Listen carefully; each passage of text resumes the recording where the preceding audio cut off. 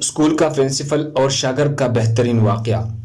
School کا principal ایک گوشت والی بڑی شاندار شاپ میں داخل ہوا اور وہاں کاؤنٹر پر بیٹھے لڑکے سے کہا، بیٹا 2 کلو گوشت دینا۔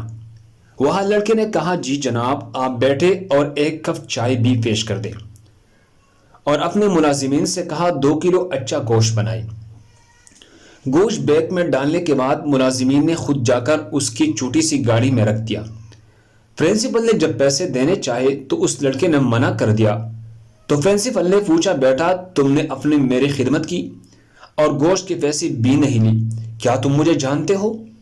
تو اس لڑکے نے کہا، آپ میرے استاد ہیں، یاد ہے آپ کو جب میں نے کلاس میں ایک غلطی کی تھی تو آپ نے کہا کہ تب تک کلاس میں تم داخل نہیں ہو سکتے جب تک تم اپنے سرپرست کو ساتھ نہ لے کر آ جاؤ۔